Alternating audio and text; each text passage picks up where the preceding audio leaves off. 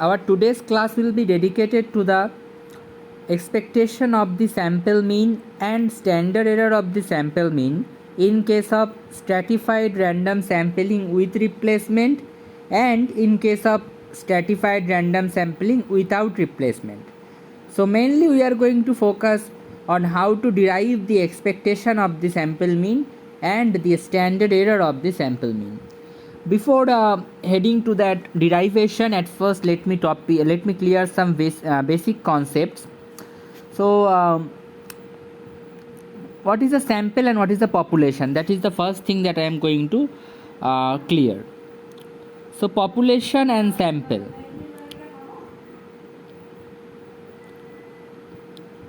Population is the entire entity, or population is basically the entire entity on which the research is supposed to be carried on. Suppose I want to carry on a research on the entire population of India. Okay, so the 150 crore people of India are basically my population. The size of my population is 150 crore in that case.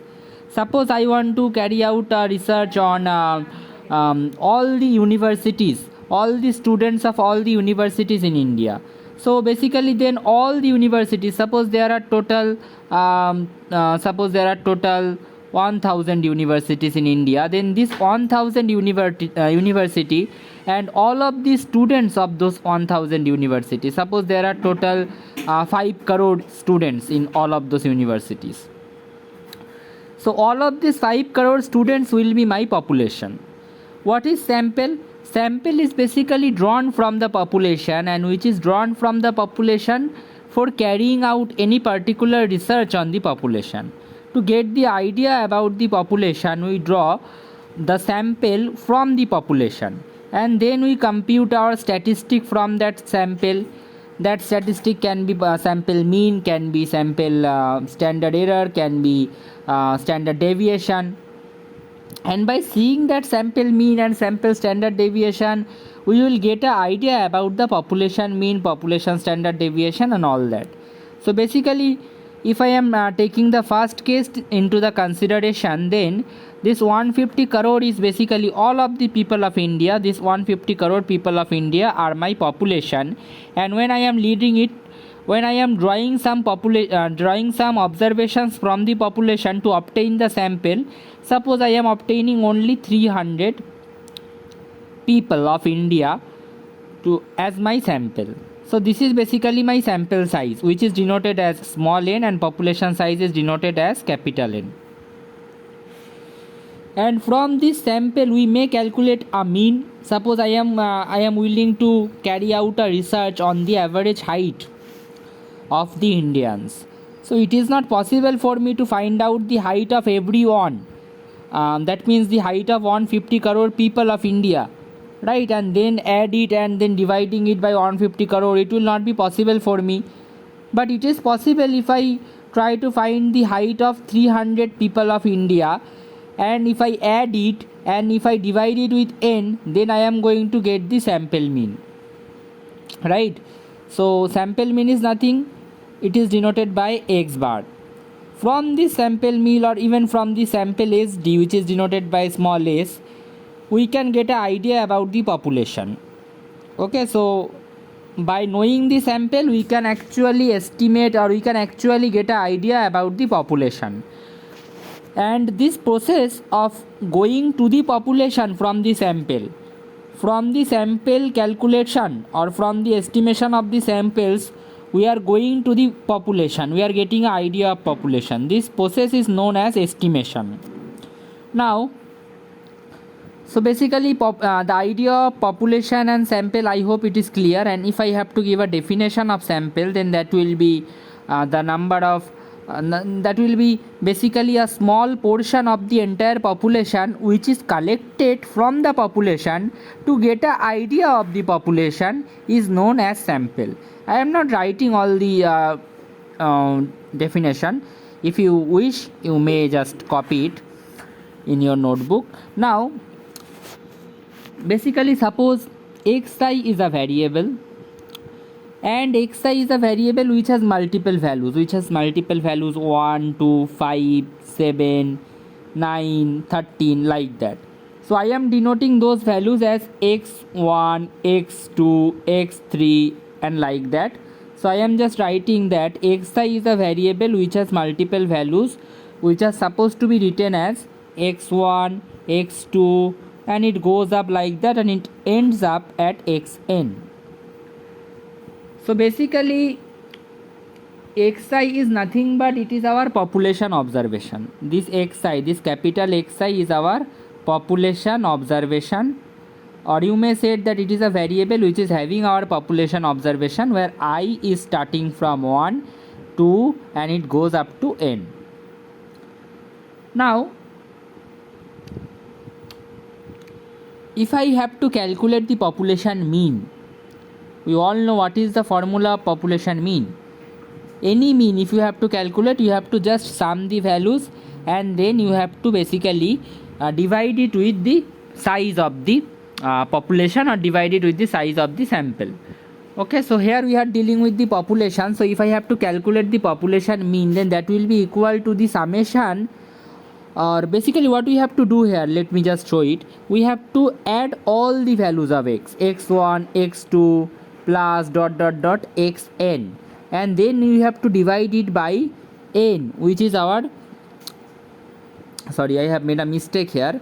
It should be capital N because we are dealing with the population and the size of the population is denoted by capital N. So I have to write capital N here. Okay, because the variables are going up to capital N, not the small n. Small n denotes the sample size. So basically I have to denote the sum of all the observations by capital N, which is the size of the population. Here let me write the size of the population also. Population size is a capital N, that means there are total n number of observations in the population. Now this can be further written in the form of 1 by n into summation capital Xi, where I belongs from 1 to n, capital N. So basically I is running from 1 to capital N.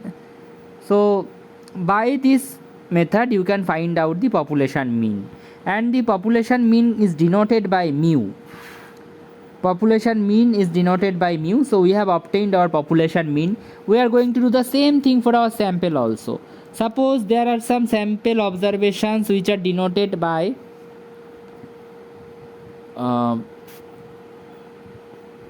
I think yes, these all are these basically capital X. Okay, I have made a mistake here.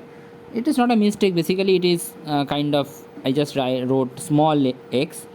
This is supposed to be capital X, x1, x2, x3, xn, and we are adding all these values. This is also supposed to be capital X but not the small x. x1 plus x2 and it goes up to xn, and you are getting the summation xi and I equals to 1 to n and 1 by n divided, right? Okay, now suppose if I am dealing with the sample observation, so basically we have a variable xi which have some values of the sample, or which have some observations of the sample. So the observations may be 2, 3, 5, 7 and like that. We are going to denote it by the help of small x1, small x2, small x3, and it goes up to small x, small n, where n is the sample size or the number of observations in the sample. I hope it is clear. Now if I have to calculate the mean of this, then the mean of this, that means basically the sample mean, then what will be the sample mean, what will be the formula of sample mean? That will be 1 by n summation small xi, where I running from 1 to n. Okay, and sample mean is denoted as x bar. So basically our x bar or sample mean is nothing but 1 by n summation xi. These are some basic ideas which are supposed to be clear if you want to calculate the expectations of sample mean and the standard error of sample mean. Now let me clear another basic idea. What is the probability that small x will be selected, or what is the probability that basically I am talking about that what is the probability of small xi being selected from the entire X.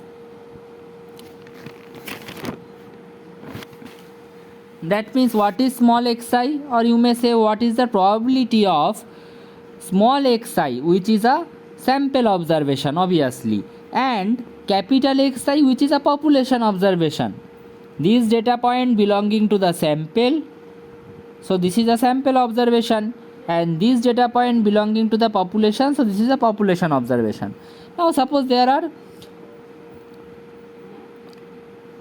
crores and crores of population observations, 1, 2, 507, 5075, 63 and like that, and there are only couple of sample observations which are drawn from this population obviously. So like 20, 73, and obviously this sample, this 20, 70 and 3 which is in the sample is also supposed to be in the population, right? Because the population was also, the sample was drawn from the population, so the values that are in the sample is also supposed to be in the population. So basically we are here having that 20, 73 and all the other variables, all the other values. Now what am I trying to say here, that the 20, 70 and 3, these three variables which are in the sample, what is the probability that 20, suppose I want to find out the probability of 20 being obtained from the population. So 20 is nothing but a single data point in the entire population, right? So what is the total outcome? There are total, if I assume that there are total n number of data points in the population, so there are total n number of data points, so the total outcome will be capital N, right? And if there are total n number of data points in the population, then the total outcome, the formula probability is nothing but favorable outcome by total outcome. So the total outcome is n, and what is our favorable outcome? We have to pick 20. Now 20 is nothing but a single data point of the population, so it will be 1 by n. So what is the probability that from the population xi 20 is being selected? That is 1 by n. Similarly, what is the probability that xi, which is the observation or data point of the sample, will be selected from the population? That is also 1 by n. So that is very important to remember, because without this we won't be able to carry out our calculations. Now let us calculate our expectation of the sample mean, and then we will try to calculate the standard error of the sample mean. So expectation of sample mean is nothing but x bar. So expectation of x bar. Okay, now x bar can be written as summation xi divided by n, right? This 1 by n is a constant part, so it will be not within the expectation, and it will become 1 by n. Summation will also be in outside, it will not be within the expectation. Summation expectation of xi, right? So we have to calculate the value of xi, expectation of xi now, to find out the value of expectation of x bar. Now let's try to calculate the expectation of x bar. So let me write expectation of xi. So let me write expectation of xi and try to calculate the expectation of xi. So expectation of xi can be written as summation xi, capital Xi, and probability of xi being selected from capital Xi. Okay, what is this? This is basically probability of xi, that is our sample data point, will be selected from the population data points. The probability of our sample data point being selected from the population data points is P of xi equals to capital Xi. So our expectation of small xi can be written in this form: summation capital Xi probability of xi equals to capital Xi. Now I can write this entire term as 1 by n, as I shown you before. This term can be written as capital 1 by n. So if I write it as summation capital Xi into 1 by n, then there is nothing wrong in it. Similarly, in the next page I want to write it as 1 by n summation capital Xi. Now it has become nothing but population mean, right? What was our formula of population mean? This is our formula of population mean: 1 by n summation capital Xi equals to mu. So I will just put mu here. So expectation of xi has been calculated, and we have found that expectation of xi is mu, is equivalent to mu. So let me write this mu in place of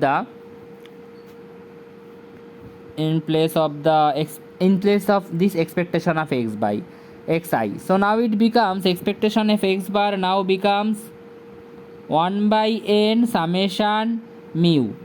Mu is a parameter, we all know about it, and when a parameter is getting summed, basically what happens, parameter is a fixed value, we all know. So summation of mu is nothing but mu plus mu plus mu plus mu, and it goes up to nth term. So we can write it as, we can take mu common out of it, and we will get 1 plus 1 plus and dot dot is go up to like that, and 1 plus 1 plus 1 1 plus 1 is nothing but n. So it can be written as n into mu. So we can write summation mu is equivalent to n into mu. So n and n will be opted out, we will get only mu. So by this we can find out the expectation of x bar or expectation of the sample mean is nothing but mu. Next topic, we are moving to the standard error of x bar. Now for calculating the standard error of the x bar or sample mean, we have to at first calculate the covariance of xi and xj. So covariance of xi and xj were xi and xj. We have to calculate this because this will be required in a further calculation to find out the standard error of x bar. Okay, so covariance of xi and xj, that is supposed to be, that is our step 1. That is our step 1 to calculate the standard error of the sample mean. Now covariance of xi xj can be written as expectation of xi minus expectation of xi into xj minus expectation of xj.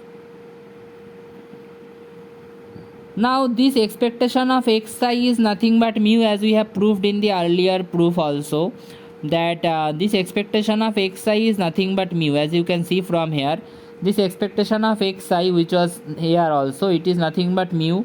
I have shown it in the next slide also, probably not in the next slide. Yes, this was the expectation of xi was nothing but mu, because it was shown from here. Summation xi into 1 by n was nothing but mu. So can I write mu in place of this and mu in place of this? Obviously, if expectation of xi equals to mu, then you have to remember that expectation of xj will also be equal to mu, because both of them are the data points of the sample. So if one of the data points of the sample is equivalent to the population mean, then another data point of the sample will also be equivalent to the population of mean. I mean, the expectation of another data point will also be equivalent to the population mean mu.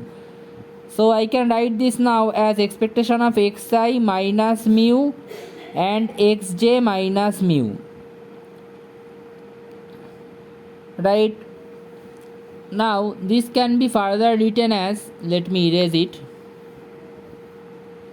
this can be further written as expectation of xi being converted into capital Xi minus mu. I want to convert this expectation, and as I have told you earlier also, for converting the expectation into summation, we have to just take the sample out and we have to include the population parameter, that is xi, capital Xi minus mu, and small xj becomes capital Xj minus mu, and we are multiplying nothing but the probability of small xi being equal to capital Xi, that means what is the probability of the sample data point being selected from the entire population, and what is the probability of small xj equals to capital Xj. So we have to multiply these two with this term. After xj minus mu, we have to just multiply this term and this term. So this is nothing but 1 by n and this is nothing but 1 by n, as I have proved earlier. So it can be now written as summation xi minus mu xj minus mu 1 by n into 1 by n, and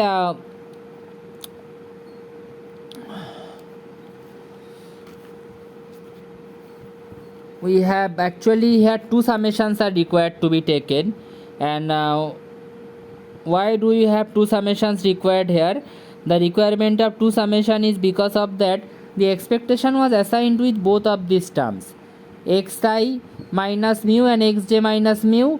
Both of these terms are assigned with the expectations. So when you are taking the expectation out, there are two terms, I mean the two expressions that were assigned with the expectation. So basically we have to add two summations for it. One for the ith term, that is I running from 1 to n. Another one is for the capital N, and another one is for the jth term, that is j running from 1 to capital N, as we are including small x in capital Xi in place of small xi. So we have to denote I running from 1 to capital N. I hope this is clear. That's how we incorporate summation in place of expectation. Now as we have done it, we can just, there are two summations, as you can see here also two summations are required to be given. Now this 1 by n and 1 by n is becoming nothing but 1 by n square. We are taking it outside of summation because it is a constant part, and we are just splitting the summations. We are just taking xi minus mu summation and xj minus mu.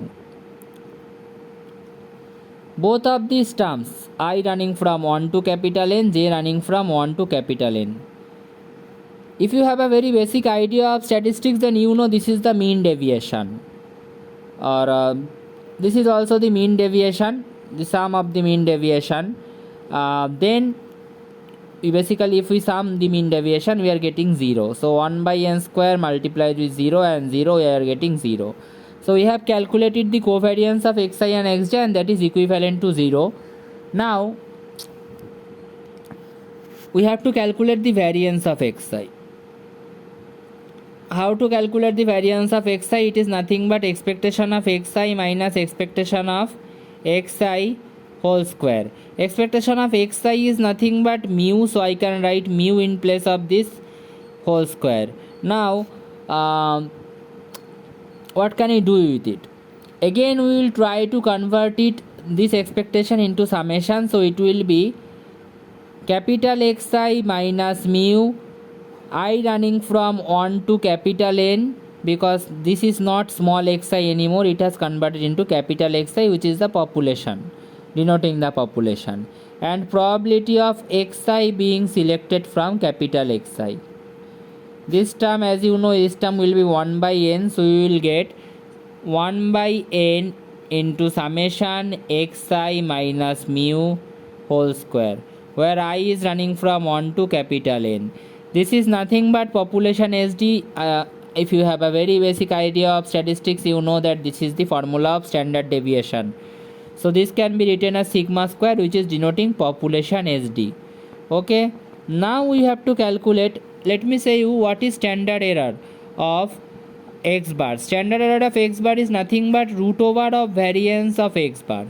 So we have to calculate the root of variance of x bar, and then after rooting it, we will get the standard error of x bar. So what will be the variance of x bar? Variance of x bar is nothing but variance of summation xi divided by n. Okay, I am just taking this 1 by n outside, it will be 1 by n square then, and I am just taking variance of summation xi.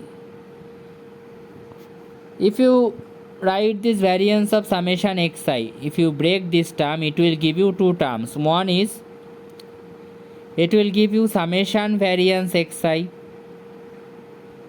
plus it will give you covariance of 2 into covariance of xi, 2 into summation of covariance xi xj. Here I is less than j or j is greater than I. Okay, now this term, as we have proved that this term is 0, so we are remaining with only 1 by n square summation variance xi. Now this variance of xi is nothing but sigma square, as you have proved from here that variance of xi is sigma square. So 1 by n square into summation sigma square. Summation sigma square is nothing but n into sigma square, because some sigma square is a constant. N and n will be opted out and we will have sigma square as the variance of x bar. And what will be our standard error then? Just we have to root it. So for rooting it, standard error of x bar will be root over of variance of x bar, and variance of x bar is nothing but sigma square. Okay, so basically we are going to get maybe I have this was n square, sorry, we have still one n left here, so that is sigma square by n, and so it will be sigma square by n within the root, so we will have sigma by root n as the standard error of the x bar. In the next video I will try to cover this was done with the stratified and random sampling with replacement. Let me write that. This is done with stratified random sampling with replacement, where one observation is drawn from the population. It will not be kept back in the population. What do you mean by stratified random sampling? Okay, let me clear this doubt also. Stratified random sampling with replacement and without replacement. In the without replacement case, if you are drawing a observation from the population, it will not be kept in the population, because I mean to say, suppose I have in the on the first drawn of the observation, so suppose from the population at first I have drawn 2, and if I keep the 2 back in the population again before drawing the second observation, then that is with replacement. And if I am not keeping it back, then that is without replacement. Okay, so if I am keeping, after taking these 2 out of the population, at first I have drawn an observation from the population, that is 2, and I am not keeping that observation in the population back again, that is without replacement. And if I am keeping back, then that is with replacement. So here we have done it with replacement, stratified random sampling with replacement, and in the case of that we have found out the expectation of x bar and variance of x bar.